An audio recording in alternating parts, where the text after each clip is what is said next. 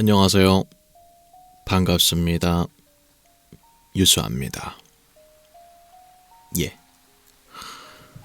오늘도 제가 돌아왔습니다. 여러분들의 편안한 숙면을 위해서. 예. 오늘 알아볼 것은 바로 이 샤워 thoughts입니다. 우리가 샤워할 때 문득 떠오르는 쓸데없는 생각들, 그것을 샤워 thoughts라고 하는데요. 지금 여러분들께서 보고 계시는 이 사이트는 Reddit이라고 하는 미국의 커뮤니티 사이트입니다. 여기에 이런 쓸데없는 생각들을 모아놓은 게시글들이 있습니다. 어떤 것들이 있는지 지금부터 살펴보시죠. 오늘의 첫 번째 샤워 thoughts입니다. 만약에 라디오가 오늘날에 발명되었다면 4개의 회사가 독점하고 유료 구독 서비스로만 청취할 수 있었을 것이다. 라고 하는 이야기네요. 그치? 요즘에 라디오 듣는 분들 거의 없죠? 그치만 만약에 라디오가 오늘날에 발명이 됐다면 이걸 공짜로 틀어주는 게 너무나도 손해니까 어떤 식으로든 이득을 갈구할 수 있는 방법을 생각해냈겠죠. 라디오 방송국들이. 글쎄, 근데 라디오를 굴러가게 하는 건 결국은 이제 광고잖아요. 라디오 중간중간에 있는 광고들. 그래서 딱히 구독료를 받지 않고도 광고료를 통해서 송출할 수 있었을 거니까 굳이 유료 구독 서비스로만 되진 않았을 것 같기도 하지만 얼핏 생각해봤을 때 요즘이라면은 이제 구독형 서비스였을 수도 있겠다 하는 생각이 들기도 합니다. 요즘에는 참 볼 게 많고 들을 게 많아서 라디오를 들을 일이 거의 없잖아요. 저도 옛날에는 많이 들었는데 요즘에는 거의 안 듣거든요. 근데 제가 지난 여름에 강릉에 가게 됐어요. 혼자 여행한다고. 그러니까 1박 2일로 갔다 온다고 가는데 너무 심심한데 그 음악을 내가 들으면서 갔는데 음악을 듣다가 좀 질리는 거야. 워낙에 이제 강릉까지 가는 길이 머니까. 그래서 휴대폰을 또 조작할 수는 없잖아요. 그래서 어떡하지 하다가 라디오 버튼을 눌렀거든. 차에. 라디오를 들으면서 갔어요. 진짜 재밌어. 최고예요. 의외로 재밌어요. 약간 음악도 틀어주지, 재밌는 이야기도 해주지 이러면서 가니까 또 실시간 교통 정보도 알려주고 되게 도움이 많이 되더라고. 재미있었습니다. 그래서 가끔 가다가 할 거 없을 때 라디오 들어보세요. 의외로 재밌습니다.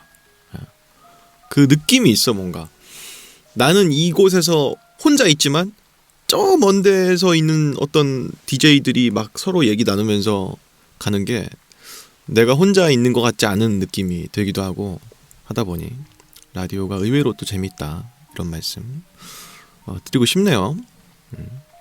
사실 이게 스마트폰이 있으면 라디오가 잽이 안 되는데 특정적인 상황에서는 라디오가 훨씬 재밌을 때가 있기도 합니다. 여튼 그렇고요. 다음 이야기도 있습니다. 요즘은 시계를 5분 빠르게 맞춰놓는 사람이 거의 없습니다. 라고 하는 이야기인데요. 보통 이제 그거죠. 시간을 빨리 맞춰놓으면은 내가 어딜 가든지 생각 이상으로 빨리 준비하고 나가게 되니까 안 늦잖아. 그래서 옛날에는 실제로 시계를 좀 빨리 맞추는 사람들이 있었는데 요즘에는 그런 사람이 거의 없는 것 같다 라고 하는 그런 이야기입니다. 그럴 수밖에 없는 게 옛날에는 휴대폰이 없었잖아. 시계라는 이 개념이 아니고서는 지금 몇 시인지 알 수가 없었단 말이야. 아예. 근데 지금은 이 스마트폰을 떼놓고 다닐 일이 없으니까 계속 이걸 볼 수밖에 없는 거죠. 그래서 5분씩 빨리 맞춰놓는 사람이 없는 것 같다 라고 하는 얘기인데 진짜 맞는 말이죠.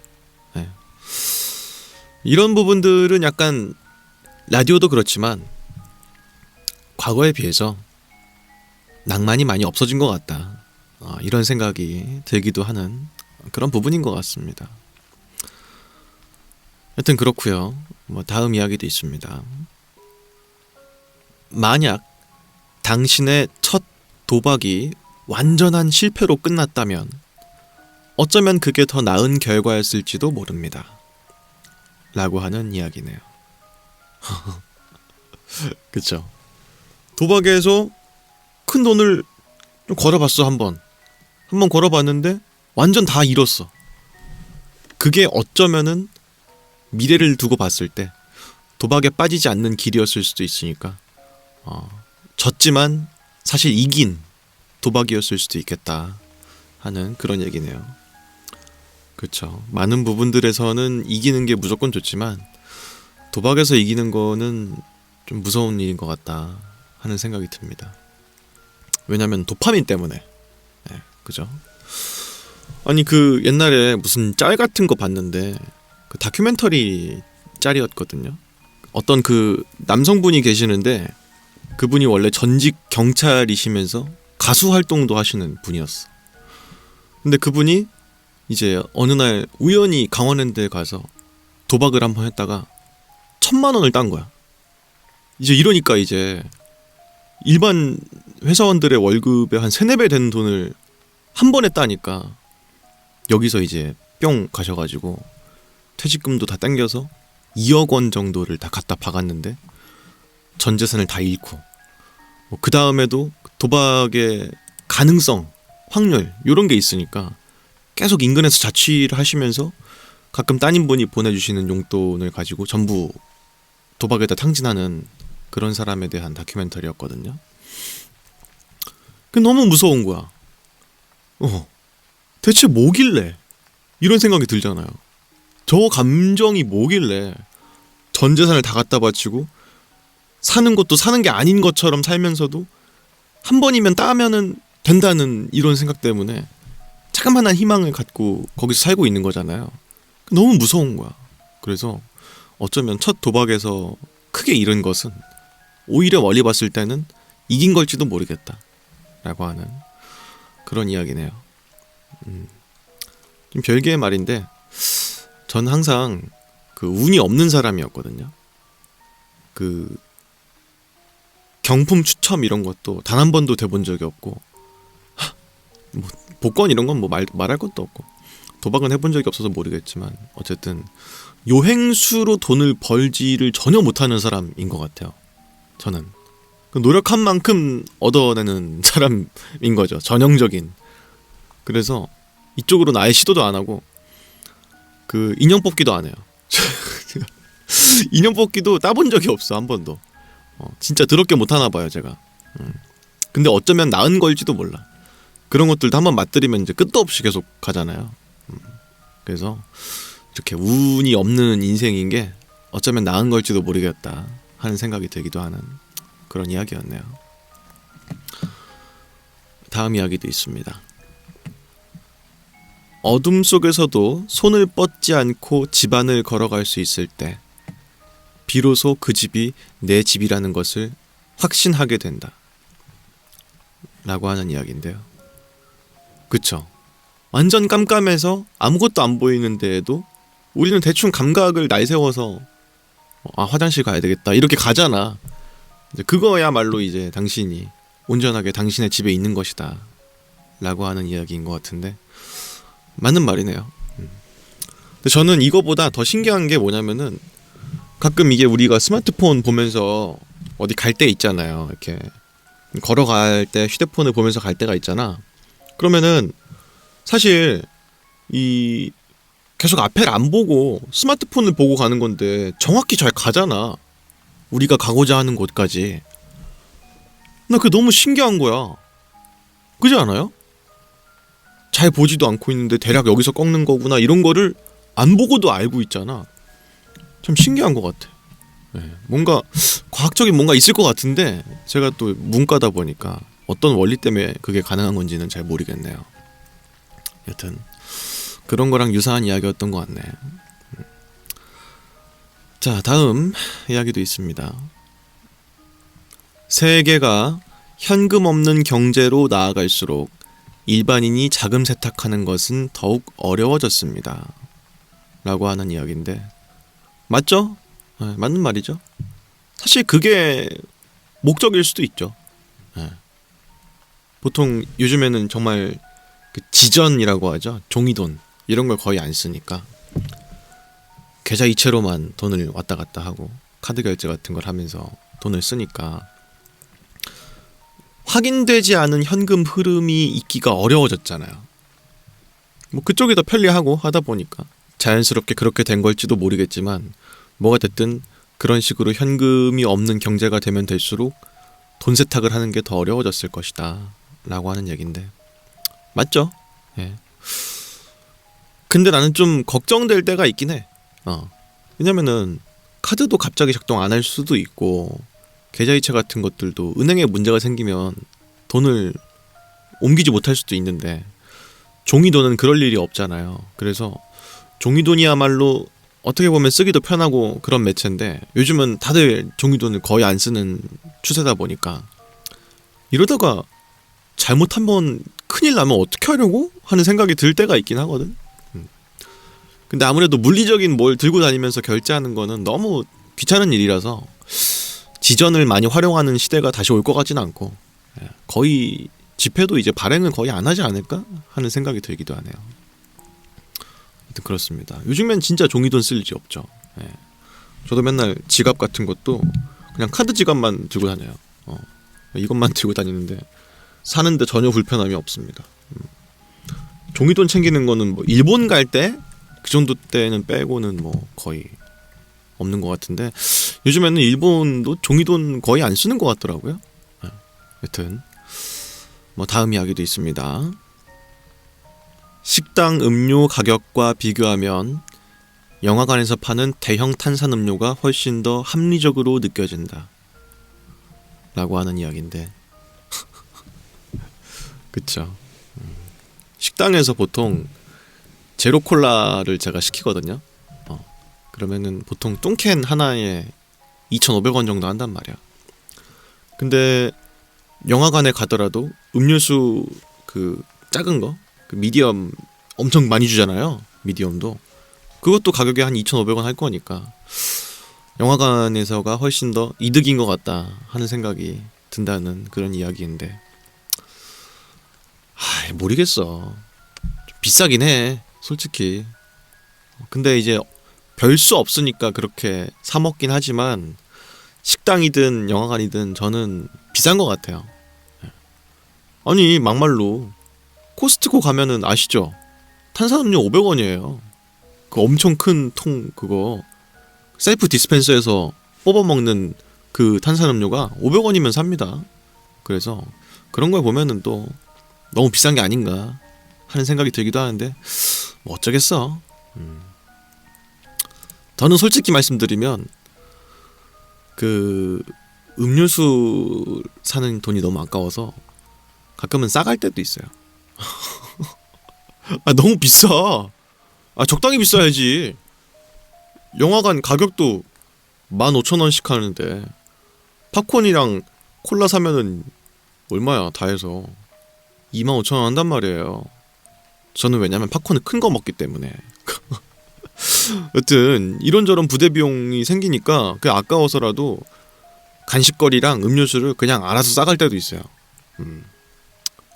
누가 그렇게 비싸게 팔래? 그러니까 아니 그 옛날에 소비자 보호원인가 거기서 올라왔던 글인 것 같은데 그 팝콘 미디엄이랑 라지 사이즈랑 가격 차이가 한 500원? 1,000원밖에 안 났는데 부피 차이는 엄청 크잖아요. 그래서 한번 옛날에 글이 올라왔던 걸로 기억하거든. 소비자의 선택을 강요하고 있다 이런 식으로. 아무리 합리적인 선택을 하는 사람이더라도 부피 차이가 그렇게 심하게 나면은 어쩔 수 없이 라지를 고를 수밖에 없는데 이거는 오히려 소비자들로 하여금 선택을 강요하는 게 아니냐 이런 식의 글이 올라온 적이 있었거든. 그것도 맞는 말인 것 같아. 미디엄이랑 라지랑 500원밖에 차이가 안 나는데 양이 이렇게 차이가 나니까 나도 모르게 큰 걸 고를 수밖에 없는 거야. 작은 거 고르면 너무 손해 보는 느낌이 드니까. 그죠? 이런 게 다 영화관에서 돈 벌려고 하는 거인 건 나도 아는데 너무 비싼 것 같다는 생각이 들기도 합니다. 아마 영화관에서는 티켓값보다도 그런 간식값으로 돈 버는 게 더 클 거야. 모르긴 몰라도. 먹고 살아야죠. 영화관도. 이해하긴 합니다. 하여튼 그렇고요. 다음 이야기도 있습니다. 다양한 디자인의 R, 로고나 혹은 트레이드마크, 기호가 있는 것은 디자이너의 권한이 변호사보다 약하다는 것을 의미합니다. 이게 무슨 말이냐? 아시겠지만 보통 이제 요런 TM 마크가 브랜드 옆에 조그맣게 달려있는 경우들이 있잖아요. 그런 게 만약에 디자이너의 힘이 더 셌으면 자기의 마크에다가 TM자를 붙이는 걸 절대로 반대했을 텐데 디자이너의 힘보다 회사 변호사의 힘이 더 강했기 때문에 마크에 TM이 붙어있는 게 아니냐 라고 하는 얘긴데 맞는 말인 것 같아요. 애플에는 TM 이런 거 로고 없잖아요. 약간 우리나라로 치면은 이제 주식회사 할 때 그 괄호 열고 주 괄호 닫고 써있는 거 있잖아. 그런 느낌인 것 같기도 하다. 근데 저는 왠지 모르겠는데 주식회사 이런 거 붙어있으면 좀 멋있지 않아요? 또 TM자 붙어있으면 또 멋있어 나름. 그래서 저것도 나름의 디자인적인 요소 같기도 하다는 생각이 드는데 디자이너의 입장에서 생각해보면은 절대 허용하고 싶지 않은 디자인일 것 같긴 하네요. 여튼 뭐 그런 이야기였고 다음 이야기도 있습니다. 당신으로부터 100m 이내에 스크류 드라이버가 있을 가능성이 매우 높습니다 라고 하는 얘기인데요. 맞아요. 지금 제 100m 반경 안에 드라이버가 있습니다. 네, 저희 집 공구함에 있습니다. 근데 보통 어딜 가더라도 이럴 확률이 있는 게 우리 집뿐만 아니고 다른 집 사람들도 드라이버는 하나씩 꼭 갖고 있잖아. 그러다 보니까 어딜 가더라도 아마 100m 안에는 드라이버가 하나씩은 있을 확률이 있을 것 같다는 생각이 드네요. 저도 뭐 차에도 드라이버가 있고 하니까 충분히 그럴 수 있을 것 같다. 일반적인 식당에 가더라도 식당에도 드라이버가 있겠죠. 이런 생각을 어떻게 하는 거야 도대체. 대단한 것 같아요 진짜로. 좀 그렇습니다. 이거 방금 읽으니까 이제 드라이버만 머릿속에 떠오르네. 하여튼 그렇고요. 다음 이야기도 있습니다. 바로 이 순간 당신이 상상할 수 있는 가장 끔찍한 일들이 세계 어딘가에서 일어나고 있습니다 라고 하는 이야기인데 맞죠? 그게 뭐 전쟁일 수도 있고 뭐 비극적인 참상일 수도 있겠지만 저는 이제 괴담 같은 걸 많이 알아보고 도시전설 같은 걸 많이 찾아보고 그러다 보니까 그런지 모르겠는데 그냥 밝혀지지 않았을 뿐이지 정말로 밀폐된 어딘가에서는 상상 이상의 것들이 자행되고 있을 수도 있겠다 하는 생각이 들 때도 있거든요. 그게 지금 이 순간 우리가 유튜브로 그냥 이런 영상을 보고 있든지 아니면은 커피를 시켜놓고 커피를 마시는 이런 순간에서도 벌어질 수 있는 거야. 지금 이 순간에서도. 분명히 끔찍한 일들이 벌어지고 있겠죠. 누군가가 죽고 혹은 뭐 겁탈당하고 이런 것들이 안타까운 일입니다. 이런 생각을 할 때면은 드는 게 또 하나가 제가 이제 서울에 안 살고 경기도에 살고 있으니까 좀 촌바닥에 살고 있단 말이에요. 근데 정말 어떤 지역들은 야 여기는 밤에 사람 죽어도 모르겠다 이런 생각이 들 때가 있어. CCTV는 당연히 없을 거고 가로등도 없고 이런 데가 되게 많거든요. 의외로 경기도만 벗어나도 되게 많아. 그런 데가 충청권만 들어와도 진짜 많아요. 그래서 야 저런 데 어딘가에서 살인이 벌어지고 있는 게 아닐까 하는 생각이 가끔 들 때도 있습니다. 여튼 뭐 그런 게 떠오르기도 하는 그런 이야기였고요. 다음 이야기도 있습니다. 돈으로 행복을 살 수 있다고 생각한다면 당신에게는 아직 희망이 있다는 뜻입니다. 라고 하는 이야기인데요. 그럴까? 하긴 행복할 수 있는 건덕지가 뭐가 됐든 간에 있다고 생각하는 거니까. 저는 근데 솔직히 돈으로 행복을 살 수 있다고 생각하거든요. 제가 지독한 물질주의자여서 그런 게 아니고, 행복이 보통 언제 오는가 보다도 불행이 보통 언제 오는가를 생각해 봤을 때 대다수는 돈이 없기 때문이야. 네. 안타깝게도 그래요. 돈이 없기 때문에 노동을 더 많이 해야 되고, 노동을 많이 하다 보니까 개인의 스트레스가 올라가고, 그러다 보면 집에 돌아왔을 때도 뭐 서로 반려자에게 험한 말이 오고 갈 수도 있고, 자녀한테도 신경을 못 써줄 수도 있고, 그런 게 결국은 다 돈이 없어서 그런 거 아니야? 그렇기 때문에 돈이야말로 행복의 필요 충족의 조건이다라고 생각하진 않지만, 돈이 불행의 하나의 필수 조건이 될 수 있겠다라는 생각은 합니다. 하여튼 뭐 그래요. 전 좀 가볍게 생각하면은 돈으로 행복을 살 수 있다. 제가 돈을 주고 치킨을 사 먹어요. 치킨을 먹으면 행복해집니다. 그렇기 때문에 3단 논법에 의거하여 돈으로는 행복을 살 수 있다 라고 생각을 하기도 하거든요. 뭐가 됐든 간에 세상의 많은 일들의 원흉 중에 하나가 돈일 때가 되게 많죠. 그런 이야기가 아니었나 하는 생각이 듭니다. 다음 이야기도 있습니다. 어쩌면 부자들의 집이 텅 비어 보이는 이유는 그들이 단지 돈이 많다는 이유만으로 개인적인 의미가 있어서가 아니라 그냥 물건들로 집을 가득 채우기 때문에 공허해 보이는 걸 수도 있습니다. 라고 하는 이야기인데요. 그럴 수도 있겠네요.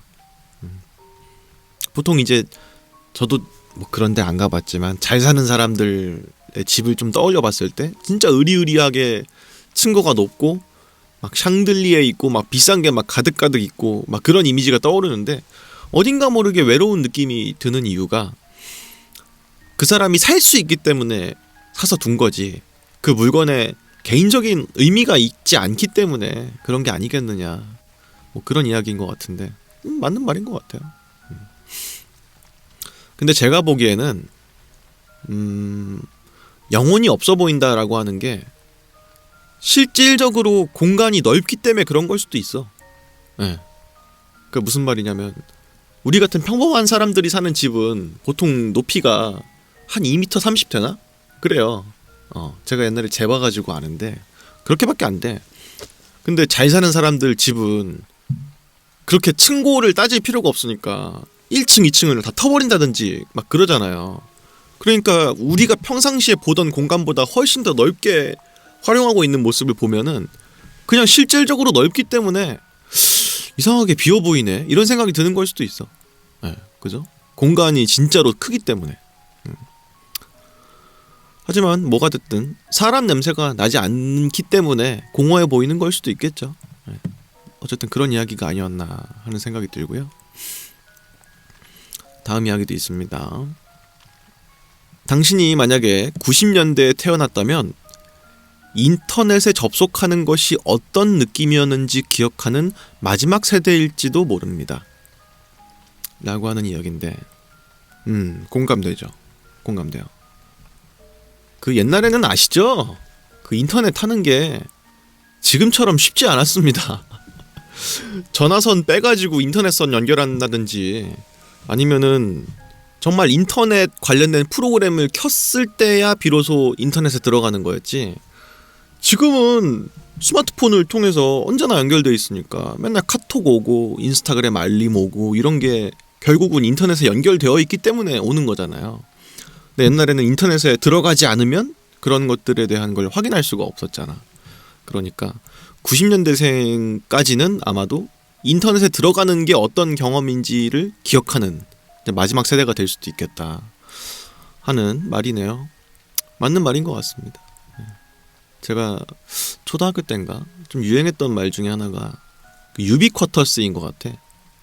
그게 뭐 어느 나라 말인지는 모르겠는데 항상 인터넷에 연결되어 있는 막 그런 말이었거든. 근데 지금 그런 삶을 살고 있잖아요. 예. 조금 얼리 어답터이신 분들은 집에다가 아마 IoT 환경을 다 적용해 놓으셔가지고 휴대폰만으로도 다 모든 걸 제어할 수 있게끔 세팅해 놓으신 분들도 분명히 있을 거고, 그러다 보니까 뭐 자연스럽게 그런 시대가 온 것 같습니다. 근데 옛날에 휴대폰 3G, 2G 쓸 때만 해도 인터넷 버튼을 눌러야만 인터넷에 들어갈 수 있는 거였죠. 네, 그러면 이제 엄청나게 전화비가 많이 나오기도 하고 그랬는데 다 옛말이죠 이제. 나는 근데요 진짜로 그 감각을 아직도 기억해요. 그 와이파이가 옛날에 되게 안 흔한 거였던 거 아시죠? 지금은 와이파이가 없는 집이 없잖아. 보통 셋톱박스 설치할 때 그 공유기도 같이 설치하니까 당연히 집에서는 와이파이가 터지는 게 당연한 건데, 옛날에는 약간 좀 얼리어답터이신 분들만 집에다가 와이파이를 설치하시고 그랬단 말이야. 왜냐면은 그때는 무선 인터넷을 쓰는 기계 자체가 별로 없었어요. 제가 기억하기에도 그때가 아마 중학교 때인가 그랬는데, 그때 제가 아이팟 터치를 썼어요. 애플에서 나왔던 아이팟 터치. 아이폰이랑 똑같은데 전화 기능만 없는 거예요. 그래서 와이파이를 쓰는 기기가 그거 하나였고, 제가 가지고 있는 것 중에서 또 하나가 PSP, 그 소니에서 나왔던 그 게임기 있잖아요. 핸드헬드 게임기. 그것도 와이파이를 잡을 수 있는 기계였는데, 내가 기억하기로는 그 두 개가 끝이었어. 그땐 스마트폰을 지금처럼 많이 쓰는 시대가 아니었어요. 근데 제가 당시에 집에 방에 있었는데, 그 컴퓨터는 거실에 있었어요. 공부를 하려고 방에 들어갔는데 인터넷이 너무 하고 싶은 거야. 근데 방법이 없어. 근데 그때 제가 PSP가 있었거든. 근데 이게 저희 위층이 그 집에 무선 공유기가 있었어요. 그래서 가끔 와이파이 신호가 닿을 때가 있어. 근데 이제 아시는 분들은 아시겠지만 PSP로도 인터넷을 들어갈 수가 있거든요. 그래서 어떻게든 인터넷을 하고 싶어서 방에서 책상을 밟고 올라가서 천장에다가 PSP를 대고 와이파이 잡힌다 이러면서 인터넷을 했던 기억이 납니다. 진짜 그런 정신머리로 공부를 했으면은 서울대를 갔을 텐데, 이런 생각이 지금도 드네요. 근데 지금 생각해보면은 낭만인 거야. 원래 불편하고 불필요하고 좀 실용성이 없어야 낭만인 거거든요. 요즘 세대는 좀 낭만이 없는 세대인 것 같아요. 좀 안타깝습니다. 하여튼 그렇고 다음 이야기도 있습니다.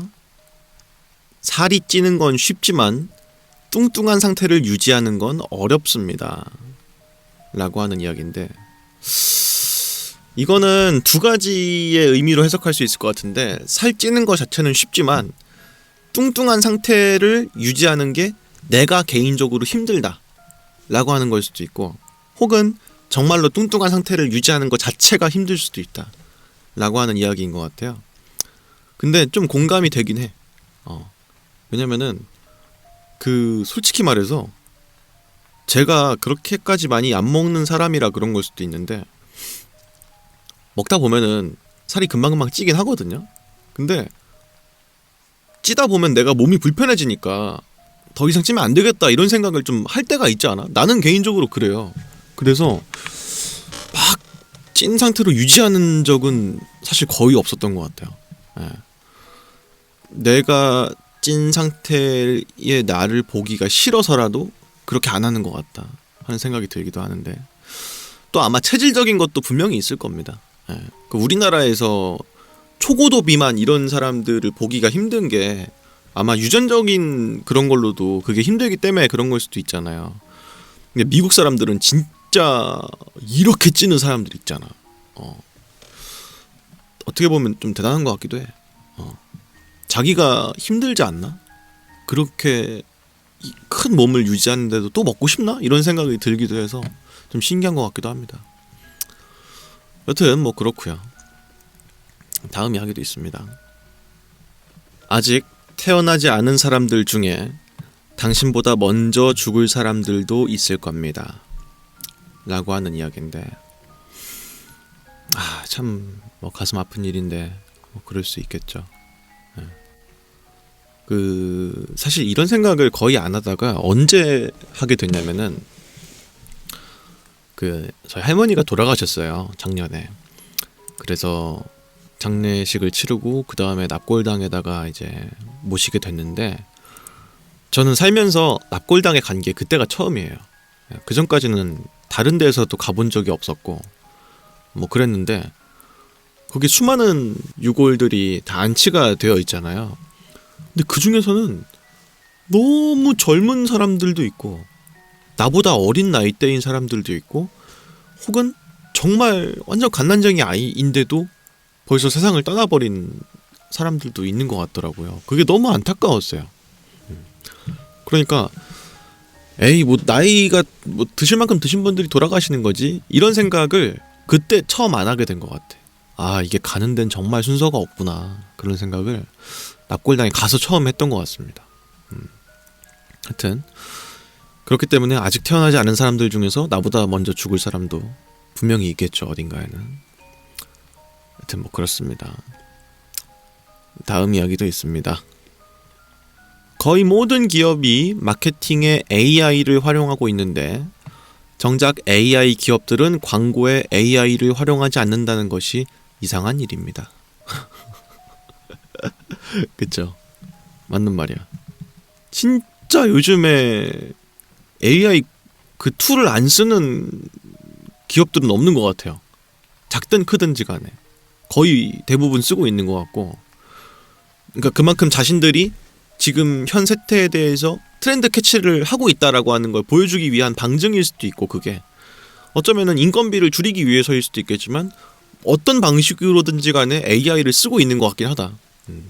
근데 오히려 AI 기업들은 사람을 더 내세우는 광고를 많이 하는 거죠. AI를 쓰는 사람들, 휴먼 커넥션으로서의 AI의 그런 모습들을 보여주고 싶으니까 더 그런 거겠지만, 뭐가 됐든 약간 좀 반대가 된 것 같다 하는 이야기인 것 같은데요. 진짜 맞는 말이네. 근데 저는 개인적으로 소신 발언, 해당 기업에서 광고에 AI를 쓴다? 그러면은 그냥 정이 좀 떨어져요. 이 사람들은 자기네 기업 가치에 대해서 홍보하는 데에 돈을 아끼는 사람들인가? 이런 생각이 들기도 하고, 실제로 그래서 이번에도 코카콜라 광고가 욕 엄청 먹지 않았나요? 작년에도 그렇고 AI를 활용해서 크리스마스 광고를 2년 연속으로 코카콜라가 만들었는데, 너네는 크리스마스 때에 가장 특수를 누리는 기업 중에 하나인데도 불구하고 광고에다가 돈을 그렇게 아끼고 싶냐, 뭐 이런 이야기로 욕을 많이 먹었던 기억이 납니다. 그냥 좀 정이 안 가요. 네. 그 누가 봐도 아직까지는 AI로 만든 광고는 AI로 만든 광고 티가 나잖아요. 그래서 좀 안 했으면 좋겠거든요. 며칠 전에도 그거 봤는데, 이 MG 새마을금고 있잖아요. 여기서 새의 캐릭터를 좀 내세우는 그런 광고를 많이 하더라고. 근데 AI 티가 너무 나는 거야. 그리고 무슨 시그널 송 같은 것도 만들었거든. 뭐 새마을에 어서오세요 뭐 이런 식으로. 근데 이것도 판소리 비슷한 버전인데 AI 티가 너무 많이 나는 거야. 근데 극장에서 광고를 볼 때마다 좀 꼴보기 싫은 거 있죠. 왜 굳이 아니 이런 거는 굳이 AI를 할 필요가 없을 텐데 하는 생각이 들어서 좀 보기 안 좋았습니다. 어쨌든 뭐 그런 이야기였고요. 다음 이야기도 있습니다. 남자 화장실의 구조는 완전 잘못됐어요. 소변기, 칸막이, 소변기, 칸막이, 소변기 순서로 되어 있어야 되는데 지금은 소변기, 소변기, 소변기, 칸막이 순서로 되어 있잖아요. 라고 하는 이야기인데요. 이거 1급 비밀인데 이렇게 누가 써버렸네. 진짜 근데 저도 공감하는 게, 남자 화장실이요. 같은 남자지만서도 좀 민망할 때가 있어요. 그러니까 소변기가 이렇게 생겼잖아. 그러면은 이런 식으로 칸막이가 되어 있어야 되는데 적어도 상대방이 볼일 보는 건 안 보이게 막아야 되잖아. 근데 이런 화장실이 거의 없어. 거의 없고요. 보통 어느 정도냐면은 보통 이런 식이야. 뭐 칸막이가 없어. 아니 남자들은 수치심을 모르는 종족이라 생각하는 건지 모르겠는데 있었으면 좋겠습니다. 네, 개인적으로. 물론 대다수의 남자분들은 별 신경 안 쓰고 그냥 뭐 하시겠지만 저같이 좀 소극적이고 예민한 사람들도 있단 말이에요. 남자라고 다 대뜸대뜸 보여주고 이러지 않아. 그리고 하나 더 저는 신경 쓰이는 거. 남자 화장실은 뭐랄까 각도에 따라서는 이렇게 지나가면 아내가 가끔 보일 때가 있어. 그 소변기 쪽이 잘 보일 때가 있다고 각도가. 저는 개인적으로 좀 설계를 좀 잘 좀 해줬으면 좋겠다는 생각을 할 때가 있습니다. 적어도 밖에서 볼일 보는 게 너무 훤히 보이면 안 될 거 아니야. 예. 하여튼 그래요. 남자라고 다들 그런 걸 선호하지 않는데 왜 그런 걸까? 너무 신경을 안 쓰는 게 아닌가 하는 생각이 들 때가 있습니다. 하여튼 뭐 그런 이야기였는데 너무 공감이 되네요. 다음 이야기도 있습니다. 모든 사람들은 자신이 독립적으로 생각한다고 믿겠지만 실제로는 그들의 가장 확고한 의견의 대부분은 다른 누군가에 의해서 먼저 주입된 것입니다. 라고 하는 이야기가 있네요. 그쵸, 그럴 수 있죠. 예. 나는 창의적이고 내가 하는 생각은 내가 스스로 한 거야 라고 떠올리면서 살 수도 있겠지만 사실 대다수의 사람들은 그런 아이디어를 어딘가에서 얻어와서 마치 원래부터 내 것인 것처럼 생각하는 거일 수도 있다라고 하는 거죠. 맞는 말이에요. 네, 맞는 말인 것 같아요. 내가 분명하게 진리라고 생각하는 어떤 것들도 어디선가 영감을 받아온 거일 수도 있잖아요. 뭐 예를 들어서 뭐 권선징악 같은 착한 일을 하면은 언젠가 복을 받고 나쁜 일을 하면은 벌을 받는다. 뭐 이런 것도 우리는 당연히 그렇다라고 생각하지만 그렇지 않을 수도 있잖아. 요즘 같은 세상에서는 나쁜 사람이 더 잘 먹고 잘 살 수도 있거든요. 근데 이제 그런 아이디어를 우리가 어렸을 때부터 많이 배워왔기 때문에 자연스럽게 머릿속에 있을 뿐이지 사실은 전혀 그게 팩트가 아닐 수도 있는 거죠. 요즘엔 더 좀 심한 것 같아요. 그러니까 옛날에는 그런 생각을 많이 했거든요. 뭐 동화들도 그렇고 교과서도 그렇고 착실하게 열심히 돈을 벌고 준비한 사람들이 결국은 언젠가 부자가 된다. 뭐 이런 식의 아이디어를 항상 교육을 받잖아요. 근데 요즘에는 진짜 코인이라든지 주식이라든지 이런 식으로 실질적인 육체 노동이 아니라 다른 식의 노동으로 돈을 버는 사람들이 늘어나니까 내가 알고 있던 개념이 약간 무너지는 느낌이 들 때도 있는 것 같아요. 그죠? 전 좀 그거 언제 크게 느꼈냐면은 제가 지금 살고 있는 이 아파트가 평택이잖아요. 제가 평택 지제에 살고 있는데 뭐 지금은 좀 아닙니다. 지금은 가격이 많이 떨어졌습니다만 처음 아파트를 부모님이 구매했을 때보다도 가격이 확 뛰었을 때 2배 이상의 차이가 있었어요. 아파트 값의 차이가.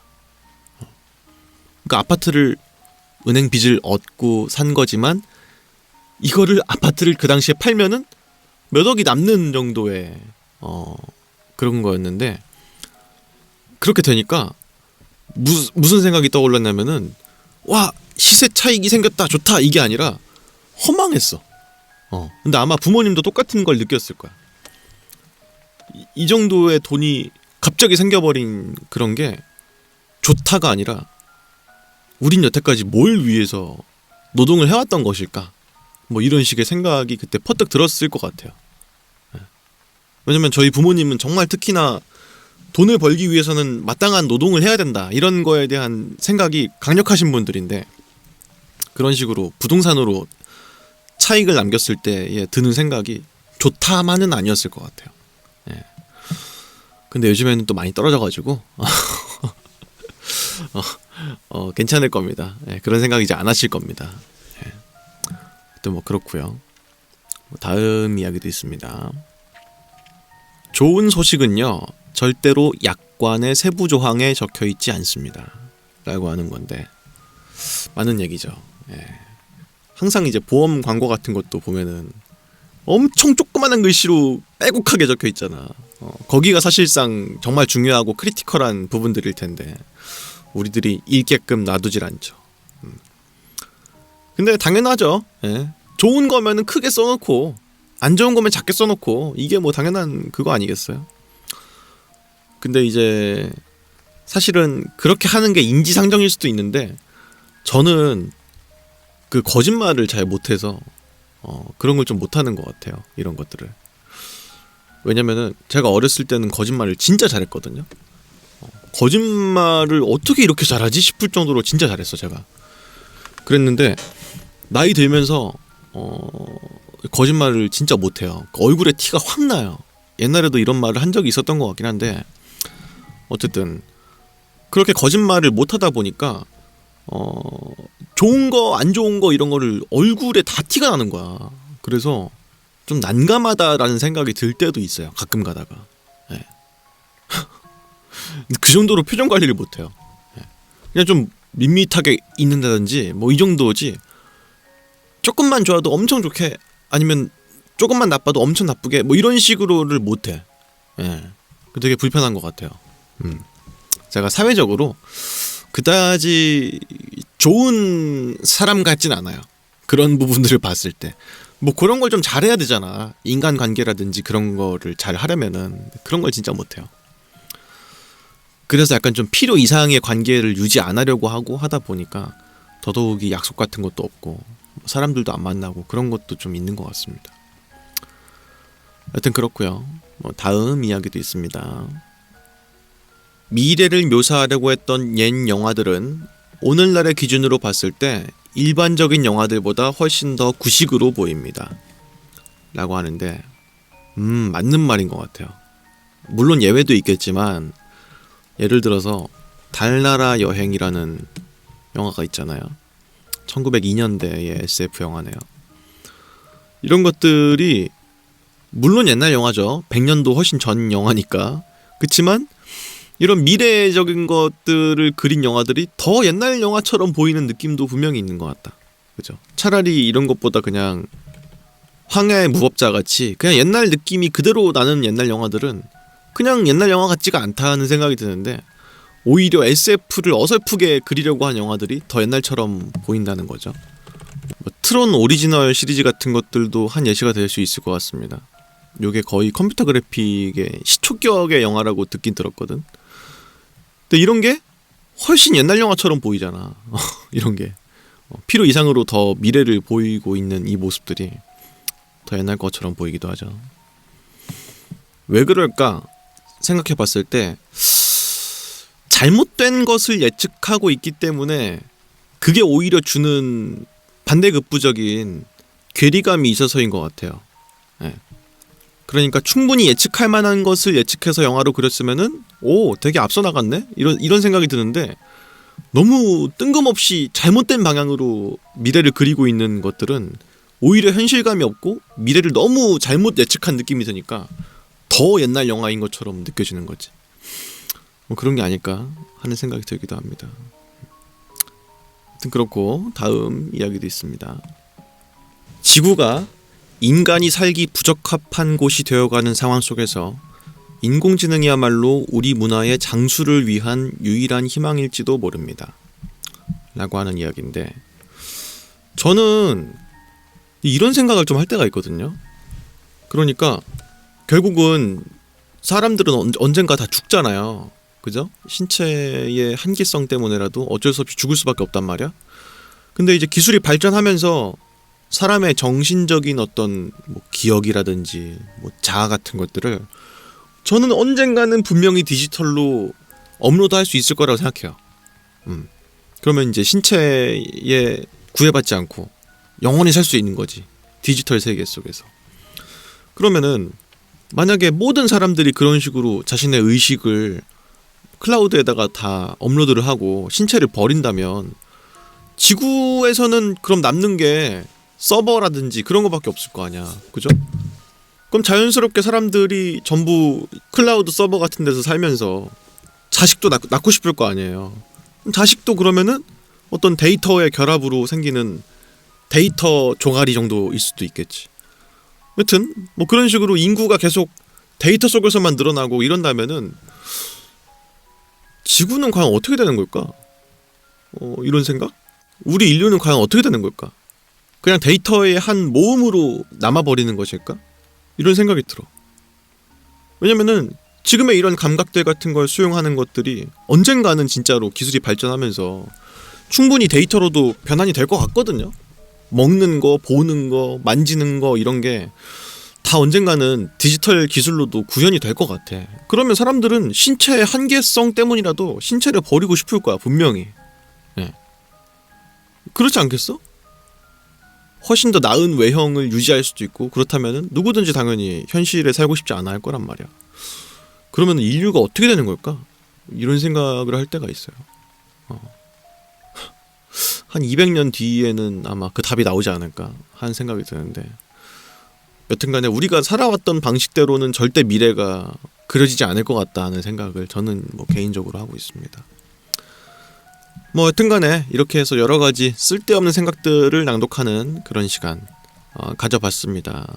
여러분들도 보시면서 이런저런 생각을 많이 하셨을 것 같은데, 저랑 다른 생각을 하신 분들이라든지 신기한 생각을 하신 분들이 있으시면은 댓글로 좀 달아주세요. 여튼 그렇고 오늘의 이야기는 여기까지입니다. 네, 저는 또 다음에 또 흥미롭고 재미있는 이야기로 다시 돌아오도록 하겠습니다. 지금까지 저는 유수하였습니다. 그러면은 다음 시간에 또 뵙죠.